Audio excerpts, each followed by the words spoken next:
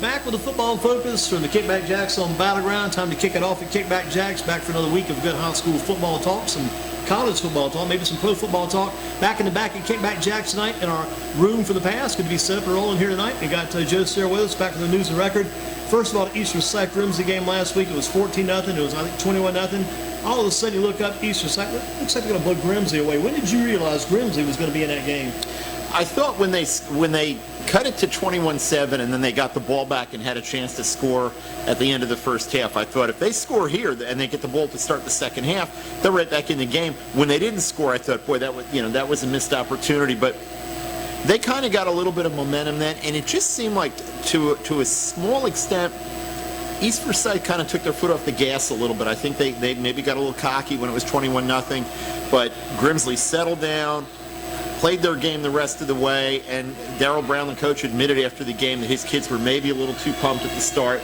You know, you want to walk that fine line between being ready and being psyched up for the game, but not too nervous, and I think they might have crossed that line a little bit early. But, you know, a tough loss, but I think they showed what they can do. And it was a nice onside kick by Jake Henry after that missed great extra onside point. kick, yeah. The best we've probably seen. Just roll down the field, roll past the defenders, and roll past the East Forsyth players kept looking at it on that sideline, thinking it was going to go out, everybody thought it was going to go out, and it never did. And you know, Cam Allison hustles down the field, gets on it. For that live ball, wait for it out of bounds, it's never going to go out. It's just you got to do something. Yeah, make some kind of decision. But that worked out great for Grimsley. But then that fourth down, they got sacked, and that was it. Yeah, they really couldn't get anything going on that last possession. 4 plays from the 35 really couldn't go anywhere. You know, they knew they were going to be throwing, and you know, it's tough in that situation. A lot of big plays by East early, too, big chunks. Yeah, and, you know, I think that was the matter of Grimsley not really settling into the game early. I think it took them a little while. Coach Brown said they needed to make some adjustments, and they did in the second quarter, doing some different things with their safeties, making a few adjustments, and getting guys back on the same page with the rest of the defense. But, you know, it looked like it was going to be a rout for East Forsyth early. But credit to Grimsley for coming back, and credit to East at the end for getting those 4 down stops at the 35. Right. I mean, you know, they pick up one chunk play, but if they don't get in the end zone, maybe they're looking at another field goal attempt. And you look at Travis Shaw, the defensive line of Grimsley, sometimes they were that close to making that one big play, just a little bit closer could have got him, but it seemed like Ty Lyles eluded them quite a bit of the night. Yeah, and there were a few other plays where they went wildcat and had Amani Marshall, who's headed to Wake as a running back. Smith both did it. Yeah, wow. and you know, Travis Shaw got penetration a few times and couldn't quite finish the tackle. A little bit of that, I think, is being a sophomore. He's still a young kid, and he's only going to get better and learning to come in a little more under control, and he's got the quickness and the size to still make the play, but he just wants to make that play behind the line of scrimmage, that tackle for loss so badly sometimes that he can overrun things a little bit. But, you know, no shame on their defense. I mean, they held East Forsyth to, I think it was 105 yards in the last 3 quarters, really shut down a good running game, an East Forsyth team that's been able to run over people, and they stood up to it. What about this East versus West this week? Maybe even a bigger matchup than last week's Grimsley East game, because you got both guys in the same conference. Right. And if West were to beat East, that may help Grimsley down the road. Yeah, I mean, that Central Piedmont 4A is a brutal conference. It has been for a couple of years. The winner of this is probably going to play an unbeaten Reagan team. You know, Reagan is still unbeaten in that conference, coming off of a big win over Northwest. I mean, you know, that's a good football team too. Davie County's in that league. They're strong. You know, that's a good league. But definitely an East win, I think, would help Grimsley a little bit, and a West win might help Dudley a little bit. And you look at the overall tour of Reagan. Reagan's probably on paper, so to speak, by what we've seen the past couple years, maybe the 3rd best team of South County, but still an outstanding team. Yeah, I mean, you know, one of those two teams, both of those teams, West and East, are going to have to deal with that Reagan team. Reagan is very, very quick. If they can get the ball out into space on you, spread the field, Gabriel Hollingsworth at quarterback, they are really dangerous and tough to get a handle on. That's a good team, and they're confident right now. And I guess Grimsley and East Forsyth both 4A, correct? Looks to be. Probably. The ADM numbers, the average daily membership or enrollment numbers, don't usually come out until the end of October, the beginning of November. Once those come out, we'll have a better feel for where teams are going to fall. That's where they were last year. I don't think enough has changed that they wouldn't be in that 4A. But the question then is going to become, okay, does Grimsley possibly go east? There have been a number of years where Page went east. Yeah. And we are right in the triad, and in Guilford County, we are right on the line often in terms of who goes east and who goes west in the playoffs.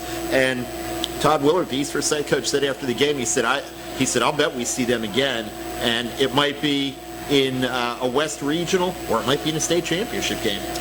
Love to see that game. I wish the game went overtime because I still want to see a little more football once these schools playing well against each other. Yeah, I was getting excited again. I wasn't excited in terms of deadline, but when it looked like Grimsley was going to tie that thing up with an extra point, I thought, boy, we're going to have a great finish here, and if neither team wins it in this last 2:36, we're going to have overtime, we're going to have more football, and that's a great thing. And you brought up a good point last Friday night, too. You brought up a point that the Grimsley kicker, I think, had missed 3 extra point kicks. He had 2 blocked against Knightdale, yeah. And obviously East Forsyth saw something on film or in person. Todd Willard, the East Forsyth coach, was at that Knightdale game with Aaron Beal, our defensive coordinator. I talked to them before the game. They were at the back of the stands. They had the off week, and if you're playing a big game the next week and you got an off week, you're going to be there. You're going to watch them in person, and you're maybe going to see some things that you might be able to take advantage of, and I think they did. What about Piedmont Triad 3A of Dudley, Mount Tabor, and Parkland all win? You got, I think, Smith at Dudley, Tabor at Western Guilford, Southwest at Parkland. All the teams, Dudley, Mount Tabor, Parkland win. That could be some separation, quick separation in that conference. And if Southwest Guilford wins at Parkland, they're a contender. Yeah. I mean, they've been a contender the last few years in that league. That's a strong league too. But those are the 4 teams to look for in that league. Smith and Western Guilford. Western Guilford is much improved this year, no question. And Smith has that 35-0 win over Andrews that seemingly came out of nowhere. Those 2 teams are playing for 5th place. That's what it's going to come down to realistically. And a kid, Cam Shell, I think it is. Camion Shell. Very good quarterback. Camion Shell, yeah. He's only a junior. Dudley had a hard time getting a handle on him last year. He is a true dual threat. He can run, he can throw, he can hurt you either way. He had a game earlier this year, the East Forsyth game, where he didn't play, and there was some weird talk about an injury or an illness or something, and they never really clarified what that was. But he was back out there the next game, and he's the key for Southwest. If Southwest can handle him, can contain him, and not let him beat them, and manage the game themselves, it's the kind of game Southwest could win. And Jaden Rogers from Southwest kind of managed the game well himself, too. He's been doing that lately. I mean, they're still mixing Quantez Poche in there a little bit, using him as a receiver, using him in motion, using him as a quarterback at times. But if they're going to go far, it's going to be with Rogers at quarterback for the bulk of the snaps, and he's done it the last few weeks. And in the Mid-State 3A, you've got Eastern Alamance at Northern Guilford. Northern fell to Northeast. Eastern Alamance has already beaten Northeast. And if Northern Guilford loses the race for first place, we'll be passing. It's like Eastern Alamance is going to have it, unless Western jumps in. Well, that's the thing. I mean, Northeast and Northern both need Northern to win this week to kind of throw that conference into a little bit of chaos. If Eastern Alamance wins at Northern, then November 1st, Eastern and Western Alamance meet, and that's going to be for the conference championship. And that's kind of how that league has been the last few years. And there's a chance, Northern, Northeast, especially Northeast, still a chance for number 2. If they beat Western Alamance, they can fall in that number 2 slot. Right. Or if they beat Western Alamance and run the table, and Western beats Eastern, then you're looking at maybe a 3-way tie and a draw. Anything could happen there. The key, though, really, I think, for that race being wide open and obviously for Northern being in contender is Northern needs to knock off Eastern Alamance up at Johnny Roscoe Stadium on Friday night. Interesting. Saw today where the Eastern Alamance JV team unbeaten, the varsity team, I think they're like 11-0 between the 2. So Eastern Alamance, no doubt about it, put a stamp on that one. That's a solid program down there. Yeah, John Kirby has been there a while. He's been a Shrine Bowl head coach. My wife and his wife taught together years ago at Garrett Elementary School in Mebane, and he was getting a little heat in the first few years he was there, and he kept telling the folks at Eastern Alamance, just give me another year. We've been building, kind of what Darrell Brown has done at Grimsley. We've been building. It's gonna fall into place. We've got the foundation laid, and then once that foundation was laid, Eastern Alamance has been a great program every year. Western Alamance the same way. Hal Capps built a great program. Jeff Snuffer has done nothing to diminish that program. He's done a great job since taking over. Those are 2 schools. If you beat those 2 and win the Mid-State 3A, you're a really, really good football team. It's a tough gauntlet, those top 4 teams especially. Yeah, I mean, and it's like that every year. Yeah, you look back, you mentioned Snopper, and for him, Caps, I think, got a state title, and I think now that Coach Kirby's got a state title, they've validified what they're doing, and just with Coach Kirby, just keep building the program, keep going. Yeah, I mean, he built that, and it's his baby, and I think there was talk the last few years he might be getting ready to get his time in and retire, maybe go down to South Carolina or something. If he was going to do that, his longtime offensive coordinator Tony Aguilar would not have gone to Eastern Guilford. Yeah, he knows he knows it's going to be a few more years. He's been ready to be a head coach for a while. Was waiting for the right opportunity, and he felt like Eastern Guilford's that opportunity. And I think he'll do a great job there. I mean, they've had some ups and downs this year, but he's stayed positive with those kids, and he's kept those kids up, and that's the key. And he's a good offensive influence, too. Very good offensive man. And he's got a great quarterback to work with in Kamel Smith, who fits what he wants to do. Better. Yeah, and it's only Kamel Smith is going to make his job easier, and he's going to make Kamel Smith better. You've also got this week Southeast Southern Alamance going down toward Graham, one of the games of the year last year. Not much talk this year about it as it was last year, but again, it's still a big game. Maybe for Southeast, and especially for Fritz, he still wants to beat his old team. Plus, he's got a chance to win that conference still, too. That's going to be Southern Alamance, Eastern Guilford, and probably along the same line, you've got Southeast. Those three teams look like the teams to beat. Yeah, I mean, Williams might sneak in there, but they beat Southern Guilford, so they've got a little bit of an edge. But it's kind of been an Eastern Guilford Southeast battle since this alignment. This is the third year. Southern Alamance got off to a great start last year and then lost to Southeast and Eastern. We kind of are seeing that same thing taking shape, but I think Eastern and Southeast have come back to the pack a little bit this year. I don't think they're as strong as they were the last couple of years. I think that league is more wide open, but you're still looking at 3, maybe 4 teams. We looked at some of your picks today, you and Spencer Turkin. I think with the Northern Guilford Eastern Alamance, you guys both went Eastern Alamance, I believe. Yes. But on the Southeast Southern Alamance, I think you guys were split on that one. Yeah, and really close. I mean, I had Southern Alamance 28-20, and Spencer took Southeast 28-27. For me, the reason I picked Southern Alamance is twofold. One, it's down at Graham. Home field is going to matter, especially when you've got a team coming in Southeast that has had a little bit of an issue with quarterback. At Walter Kuhlenkamp playing some, Jordan Farmer playing some. No real leader or guy stepping forward at that position. And the other thing is this Southern Alamance team, unlike a lot of Fritz's teams over the years, very balanced. 170 yards through the air every game, 186 yards on the ground. That's going to make them harder to defend, and I think they just might be able to pull that off down there. What about Page at Northwest? Loser this game, probably in trouble. Yeah, the team that loses this game is probably looking at finishing no better than third in the Metro 4A. And boy, with the non-conference records that everybody but Grimsley has in that league, it's going to be really tough to slip into the playoffs as a wild card or a third place team. I mean, you really need to win this one to stay in the hunt, and then hope maybe something happens that Page knocks off Grimsley or Grimsley stumbles some other way. But boy, I don't see Grimsley losing to anybody before Page, and the only reason I'd say Page will be a challenge is they got to go to Marion Kirby Stadium, and in that rivalry, you just don't know. Yeah, one night stand. Go there and make that one big deal. Exactly. You look at it, Northwest and Page both are so hungry for a win right now. Yeah. Just need a win in a bad way. Well, I mean, Page especially bad. Got the win at Eastern Guilford, and that looked like maybe the weakest of the 7 teams they had non-conference. Their non-conference schedule was just brutal. I haven't seen anything like that in years. And then Northwest won their first 2 games, got that big early lead against Southeast, and then lost 38-28 to Southeast, and it's kind of unraveled a little bit since then. That was their last win. They're giving up a lot of points. Both teams are really young. Northwest is even younger than Page, but Page, especially with injuries, boy, they're playing a lot of young kids. If they can get through this year and Alonzo Barnett doesn't lose confidence and comes back, the future looks bright for them, but it's a little rough right now. See, what I've been seeing a little bit of middle school football this fall, too, and Northwest has got a good young middle school team, got a good young quarterback.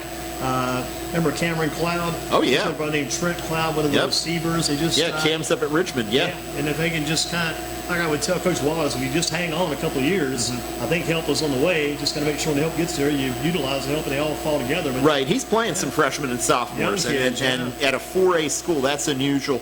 It's some of it is talent. Those kids do look that good, and some of it is that graduation losses just hit that program really hard. One of their kids did quite well last night, the Thomas Hennigan. I listened to the game on the radio. It's more fun to use your imagination, but boy, Thomas driving hard last night for Appalachian in that win way down in Louisiana. He does a lot of things for that team. I mean, punt returns, kickoff returns, receiving. An underrated part of his game with the way Appalachian spreads the field out and tries to move the ball is run blocking and blocking as a receiver. He's a great blocker. He's a willing blocker. He helps on special teams, and he's a leader. I mean, I'm a fan of his from watching him play in high school, like a lot of these kids. Hendon Hooker's another kid who had a great game over the weekend. So it's great to see those kids doing it on the big stage when we knew they could do that when we saw them in high school. The thing I remember the most about Thomas Hennigan, or one of the things, there were quite a few, but the thing that really strikes my mind was a basketball game, and there was a loose ball on the floor. I saw people looking at the loose ball. Some people hesitate. He jumped right in the pile after that ball. You weren't going to get away from him. Yeah, I mean, that's the kind of thing that even if he doesn't get the ball on that play, his teammates see that, and that's the kind of thing that they're thinking, hey, if Thomas is out there diving on every loose ball, I'm diving on every loose ball too, and it gets the whole team going and energizes people, and that you can't put a price on what that does for your team. And Grimsley, like we were talking about the Metro, is still the team to catch in that conference right now. Yeah, I don't think there's any doubt about that. I mean, they lost a tough one to East Forsyth, but that Grimsley team has looked good. A little bit of a turnover issue early against East Forsyth, and that was the difference in the game, I think, really, that allowed East to build that 21-0 lead was jitters and turnovers. But I think Grimsley has proven, if there was any doubt, that they were a player that they are.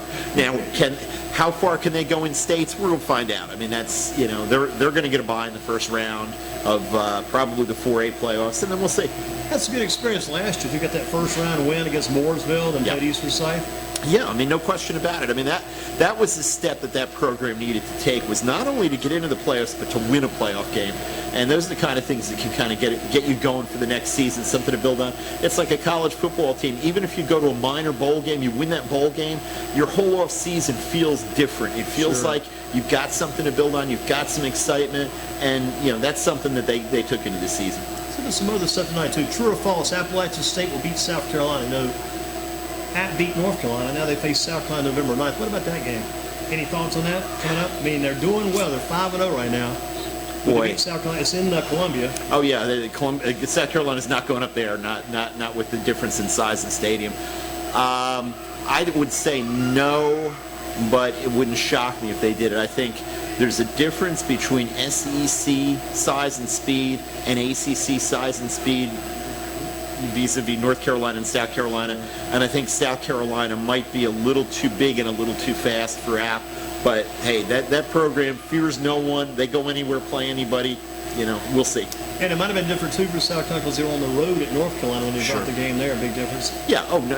Well, yeah. That's a big deal with them. But South Carolina, you're going to have 80,000 people at Williams-Brice or more. The whole place is going to be shaking and rocking, and that's a tough environment to go into unless you're used to SEC environments. Now, what may help App is, where did they open a couple years ago? Sanford Stadium in Georgia. Thomas Hennigan was back there as a freshman, returning punts and playing. They've been in those environments that these kids have, not just the program. So we'll see. And you think about Appalachian, hopefully they're still unbeaten when they go there. If they keep them beaten, it's not going to be that easy because the conference is not considerably huge tough, but they beat one of the tougher teams last night. But now they're still winning these games. Each week is a bit tougher for Appalachian to keep this streak going. Yeah, and in that conference, I mean, my son goes to Coastal Carolina, and I know the league a little bit. And you go to some places that on paper you're thinking, Louisiana, Monroe, and some of these other places you're not really thinking much about it. Then you go down there and you see what they have in terms of the players, and you see the environment, and you're like, wait a minute, this isn't going to be easy. And I think people outside the league don't understand how tough some of these leagues are. Another true or false question. North Carolina's going to beat Duke. That's October 26th homecoming for North Carolina, and NC State November 30th. North Carolina beat both of them this year. I don't think they're going to beat Duke. This Duke team looks pretty good to me. I could be wrong, but that's obviously a huge game for them. Those are the two biggest games left on North Carolina's schedule. State making a quarterback change this week. And the number 1 guy went to number 3 of all things. Yeah, I think there's some issues there. Matt McKay got demoted, and I don't know. I don't know what's going on there. And they got to play tonight, Syracuse. Yeah, so we'll see, but. I think Carolina beats State. I think they lose to Duke. That's my prediction. All right, true or false? Wake Forest is really 5-0. We know they're 5-0. I think we believe that.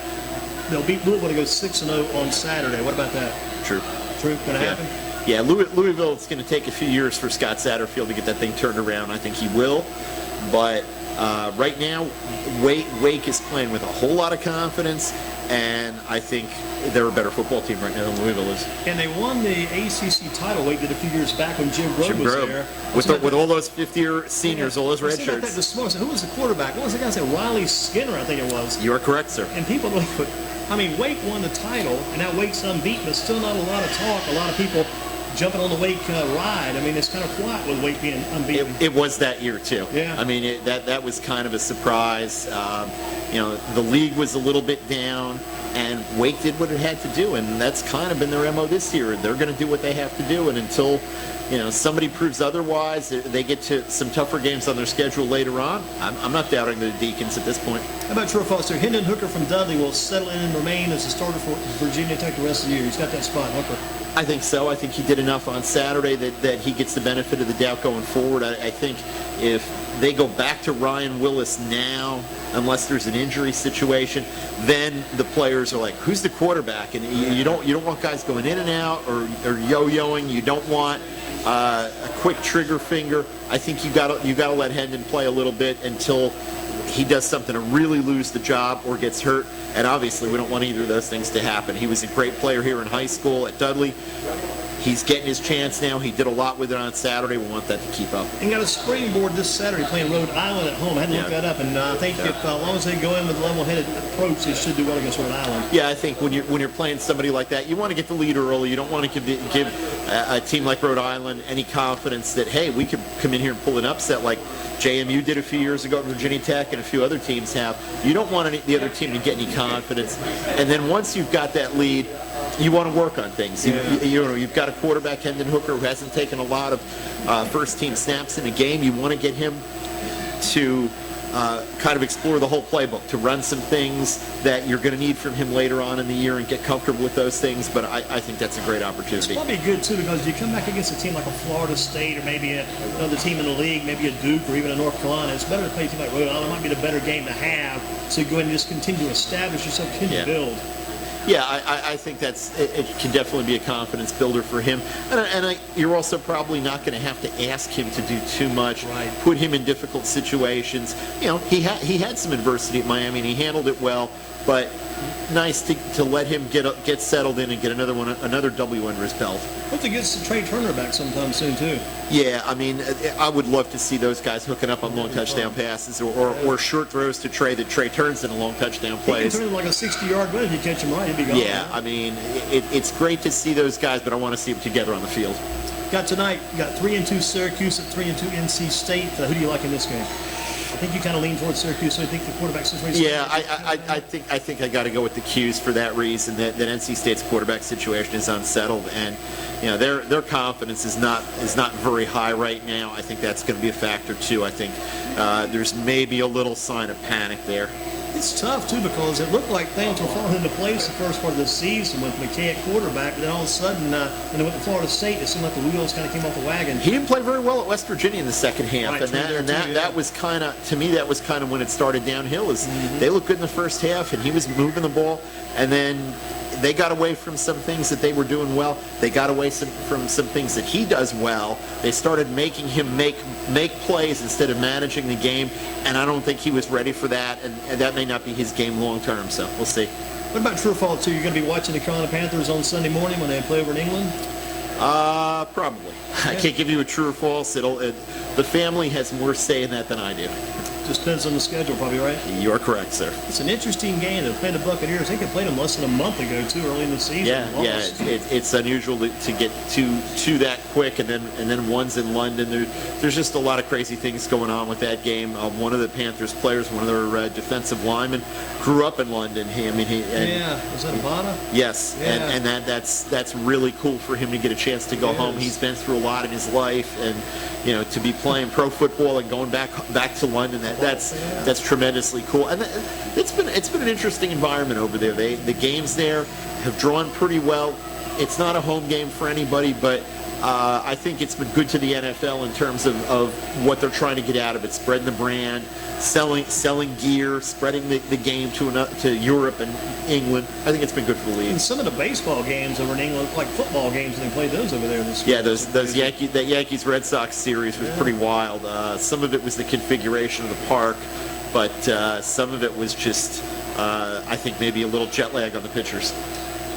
Where are your guys going to be on Friday night? What's the schedule like for the News and Record High School Extra? We are a little bit shorthanded this week. I'm going to be at Tarpley Stadium for Dudley and Smith. I haven't seen Dudley in a bit. I want to see how that quarterback situation is working out. I know Manny Elliott got most of the snaps the last time they played. Jameer Slade's been in the mix. If they can find... I think Slade got hurt one time. I heard he had a bad back for a while. Yeah. And then Elliott came in and he played so well. I don't think they like to change when a guy's got the hot hand. I wouldn't. I think they've struggled enough to find that guy who's comfortable and the offense is clicking. They've got so many pieces on offense. You just want to see them find a way to get all those pieces working together at the same time and complementing each other and unbalancing the defense. I think they've got that potential, whether it's with Manny Elliott, whether it's with Jameer Slade, and I kind of want to see what they do against Smith if they can get something going. We'll obviously have coverage of Northwest Guilford and Page, and we'll also have a reporter up at Eastern Alamance, Northern Guilford. I think with Dudley, sometimes at quarterback, your first priority is be sure you know how to hand the ball off, because you got so many backs to hand the ball off too. If you can do that correctly, you're off to a good start. It's making those zone reads, knowing when to keep and when to leave it in the belly of the running back. And with Dudley, when you've got a Makai Wall, when you've got a Mike Wyman, it's also being able to just complete the simple pass, the basic pass, that quick out, that quick wide receiver screen, that little slant, and get those guys into space and let them run. I mean, both of those guys, different kind of runners. Mike Wyman's more of a long strider, big target. Makai Wall is just speed and cutting, and just get those guys the ball and let them do things with it. And you've got other guys who can do some damage too. Miles Smith, Milan Summers, Nashawn Wilhite will run over people. Darby. I mean, there's so many pieces there. It's frustrating, and it's got to be for the Dudley coaches and the team and the fans that they can't quite seem to get it all together, get those guys meshing. If they do, that's a team that could really make a run. Yeah, because you could make hay all day long with just Makai Wall on a jet sweep. That, Wilhite blocking, Wilhite if the defense is spread out wide, just gashing people up the middle. There's so many different things that they can do, and they've got a solid defense. It's just a matter of getting it all together. And, I'm picking them apart. And what are they, 5-1? Yeah. I'm picking apart a team that's won its last 5 games, and I would think at this point has to still be the favorite to win the Piedmont Tri-3A. Like I said, they still expect better over there. Yeah, well, and that's because the standard is so high. Certainly. But understandably, because they've won state championships, and they expect a lot. One thing they're missing, and I keep thinking about that every day when I think about Dudley, the one key ingredient that's missing, and probably got to get this guy back, Coach Mack. He was always so special at keeping that unit together. Now, I mean, his leadership of the program off the field and discipline, and just being around to support what Coach Davis and the rest of the staff, the message that they were trying to get across, he was there to repeat that message and drive it home again and again and again, and to just encourage those kids to be the kind of people that their families want them to be and the school wants them to be. And the coaches could do other things. They could take care of the business because he kind of had an eye on things. Just kind of like the security guard. He kept things under control. Yeah, and I don't begrudge him a thing. I mean, he had Coach Mack worked his tail off for years, helped build that program to where it is, and he's tired, and he paid his dues. He put in his time. But yeah, he's missed. Anytime you lose someone that's that big a part of the fabric of a school and a program, it's a loss. What about the Giants tonight and the Patriots? Giants going to give them a shot tonight? No. Quarterback from Duke Jones, quarterback now, right? Daniel Jones. That's correct. Still, he'll get his baptism against the Patriots, and no chance. Yeah, I think they'll throw some things at him that he hasn't seen before. the Giants only seem to be able to handle the Patriots in a Super Bowl. Yeah, that's true. And they need to get those special players to make those plays. That guy on the left side out there, David, whatever David's last name was, made that big play. Yep. It's amazing, but Panthers are playing well. Got to like McCaffrey, what he's doing. Got to like what Kuechly's doing. I like what Shaq Thompson's doing. Shaq Thompson, I continue to love that guy, watch him play because he covers so much ground. And he's like a defensive back playing linebacker and taking care of business. Yeah, a little bit. Thomas Davis was a safety at Georgia, and that's what he was drafted at, and he kind of grew into that linebacker. Shaq Thompson was a safety and a running back at Washington and grew into a linebacker. I think they found kind of the same body type, the same kind of athlete and player with him. I think you're seeing a little bit of that growth and development. The thing that's, I like the Panthers. I wouldn't call myself a Panthers fan. If I'm a Panthers fan, what would scare me is the sheer number of touches that Christian McCaffrey has had, and he missed a practice this week with a sore back. I mean, I think the back was sore from carrying that offense on his shoulders, and you've got to manage that a little bit. Bonifant had that great touchdown run Sunday. I think that hopefully that gives Ron Rivera some confidence to say, hey, let's get him a few snaps, but when you're kind of coaching for your job, which I think Ron Rivera is to an extent with a relatively new owner and the early season struggles, you don't want people saying, well, on that play, why didn't you have McCaffrey in? So you're kind of damned if you do and you're damned if you don't. Right. But boy, he does so many things for them, and when he came into the league, I thought he's not big enough to hold up running between the tackles as much as he has, but if no one touches you while you're running between the tackles and you're to the second level, some of that is the blocking and some of it is his cutback ability.